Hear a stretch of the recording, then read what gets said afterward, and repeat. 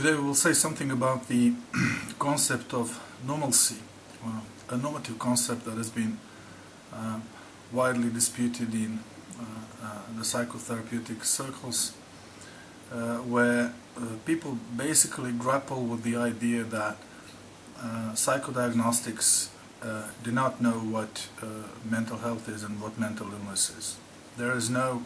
concept of mental health or mental illness that is embedded in the various nosologies, including the DSM classification.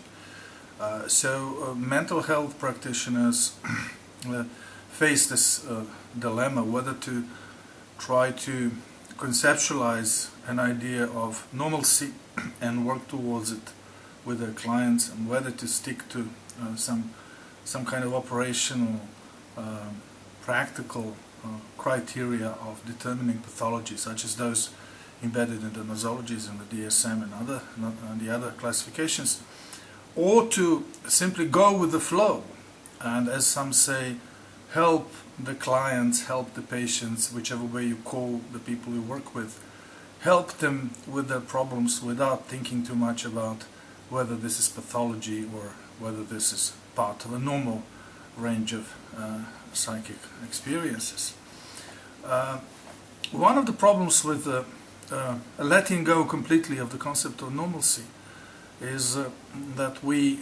push into the background the concept of socialization. Lacanian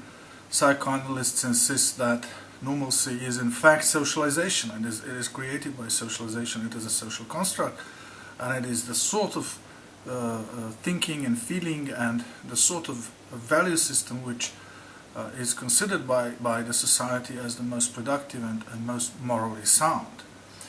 So normalcy is both a moral concept and it is a practical concept. In any case, it is normative because it decides on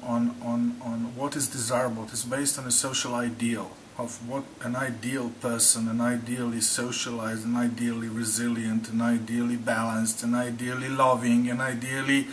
positively affectionate person would be like. So the concept of normalcy is a key normative concept, and one of the problems, it is difficult obviously to formulate it precisely. It is cultural relative, it is relative in all kinds of ways, but once we ditch it completely, we no longer know what we are working towards, and we become unaware of the normative assumptions of our own therapeutic work. Because when we work therapeutically with people, we normatively judge experiences as desirable or undesirable. We don't let the client tell us what is desirable and what is undesirable completely. We do have a perspective on what the client says. We take their judgments and their values very seriously, but we do have a perspective on that, because the client's judgment can be completely defeating for the client and for the close persons and for the society at large. So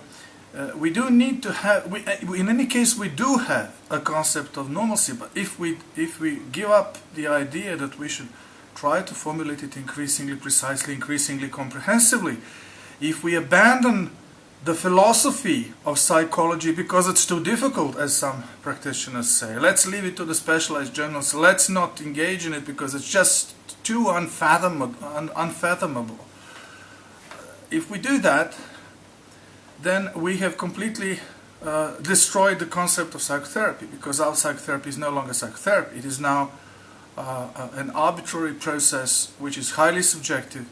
and which basically leads us in all kinds of meandering ways around our own problems. It is ultimately a process which will lead to the psychotherapists focusing on their own problems and quite likely attributing those problems to the client rather than working with the client's issues and the client's perspectives. Because in order to understand that these are clients and not our own issues, we need to have a perspective, a critical perspective on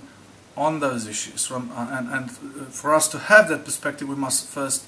embrace an implicit or explicit standard of normalcy. So we can't really escape from this debate about normalcy, and it is perfectly fine to say that normalcy changes over time, that it changes across cultures, that it is a soft concept with flexible boundaries, but still some degree of stickiness of those boundaries must exist in order for us to be able to determine what is good and what is bad.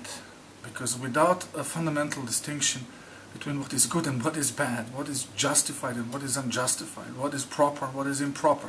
whether we are aware of it or not, we can't really work with the client as another person, because in order to understand the client as another person, we need to have a distance between the two personalities, and we need to have a critical sort of a degree of critical dissonance, a critical view of what the client believes in order to be able to work with the client. And this is why not every therapist is good for every client,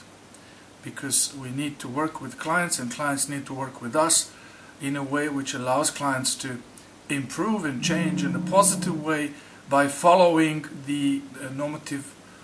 guidance of the therapist.